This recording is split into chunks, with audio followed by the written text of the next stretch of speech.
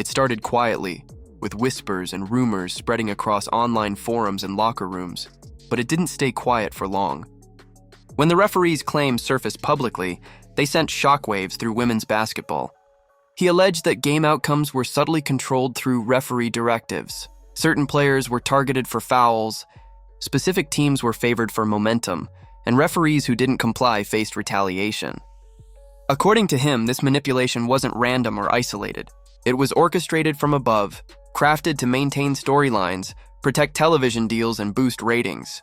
He never said Commissioner Kathy Engelbert's name outright, but his tone made it clear who he believed held ultimate responsibility.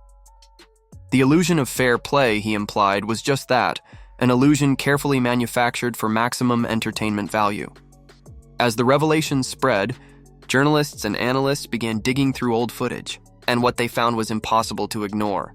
Clips of controversial calls resurfaced, rookie stars fouling out on soft contact, underdogs losing momentum right after gaining a lead, and miraculous comebacks that now looked suspiciously choreographed. Numbers backed the suspicions. Teams from larger markets, those tied to major sponsorships, consistently benefited from crucial calls during nationally televised games. It was as if the outcomes were being managed to keep viewers on the edge of their seats, rather than allowing competition to unfold naturally. And when supposed internal emails began circulating online, emails suggesting that competitive balance should be protected for fan engagement, the outrage exploded. The league issued a statement denying everything, but it felt hollow. Fans weren't satisfied with polished PR. They wanted transparency, accountability, and real answers. And Engelbert's silence only deepened the anger. Her refusal to confront the allegations head-on gave the impression of guilt, or at least indifference. For someone celebrated for her corporate discipline and calculated leadership, her strategy of avoidance looked like a retreat. Critics began painting her as the architect of a culture that valued marketability over merit. Her push to expand betting partnerships and brand visibility, once seen as visionary, now appeared dangerous, perhaps even corrupting.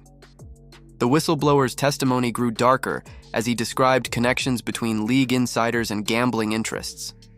He claimed that the same financial forces driving ratings were also influencing bets. Certain games, he said, aligned too perfectly with massive betting swings to be coincidence. He hinted that information might have leaked. Details about player injuries, lineups, and fatigue that shaped betting odds long before tip-off. Investigators found patterns that supported his claims. Sharp betting surges moments before games, always in favor of outcomes that turned out shockingly accurate. A gambling undertone began to color every part of the scandal, making fans wonder whether the integrity of women's basketball had been sold to the highest bidder. Players started speaking in cryptic tones, their frustration seeping through social media posts. Some hinted that they'd felt this manipulation firsthand, describing moments when they knew something wasn't right, when the whistle suddenly went silent for one team and deafening for another. A veteran player told reporters that she could feel when the game was being taken away.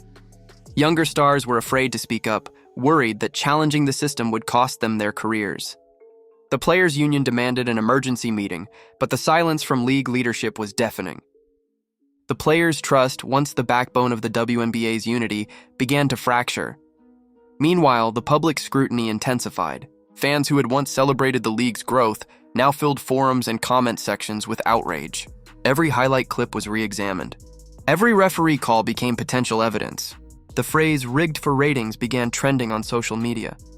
What had started as a referee's confession was now a full-scale cultural reckoning. ESPN, Fox Sports, and even mainstream news outlets dissected the controversy nightly, questioning how deeply this alleged corruption ran. If even a fraction of the whistleblower's claims were true, it could be one of the biggest integrity crises in modern sports. As the scandal snowballed, the league scrambled to regain control. Emergency meetings were held, emails were deleted, and insiders leaked accounts of chaos within the WNBA's headquarters. Engelbert finally appeared at a press conference, but her composure only fueled more skepticism. Her carefully rehearsed responses felt like damage control rather than truth-telling. She denied wrongdoing, promised reviews, and avoided every pointed question about the leaked memo or the gambling ties. Reporters pressed harder, but Engelbert deflected, and her evasiveness played out live on national television. The moment that was supposed to restore credibility instead confirmed the growing suspicion that the WNBA had something enormous to hide. The damage was irreversible. Sponsors quietly distanced themselves, fearing association with scandal. Fans, especially those who had fought for the league's legitimacy for years, felt betrayed. They weren't just questioning officiating, they were questioning the soul of the sport. Even the players' emotional investment began to collapse under the weight of doubt. What good was competition if someone behind the scenes could decide who won or lost? The WNBA had prided itself on progress, empowerment, and authenticity, but now those ideals felt hollow. The league's greatest strength, its credibility, had turned into its weakest point, and then came the breaking point. In a televised interview that stunned the sports world, the whistleblower revealed specifics, dates, names, and documented instances of manipulation. He described a primetime game where referees were told via headset to keep it closed for the cameras. He spoke about evaluations that punished refs for failing to maintain narrative flow and promotions granted to those who followed directives. One document, allegedly from inside league offices, mentioned maintaining competitive pacing and protecting key markets. Its tone was sterile, corporate, but its implications were devastating. Within hours, the clip went viral. Hashtags like Rigged League and WNBA Exposed flooded social media, and fans demanded Engelbert's resignation. By the end of the week, the WNBA's crisis had grown beyond sports. Lawmakers called for transparency, hinting at possible federal oversight. The Department of Justice was urged to review the gambling allegations, and journalists began reporting that FBI inquiries had quietly begun. The league, once hailed as a beacon for women's sports, now faced the possibility of collapse under the weight of corruption and greed. Inside WNBA headquarters, fear turned to panic. Staffers whispered about cover-ups, deleted correspondence, and sudden resignations. The story had consumed everything in its path, leaving no one untouched. As the dust began to settle, one truth remained unavoidable. The WNBA's future now hung in the balance. The fans who had once believed in the purity of competition now demanded retribution.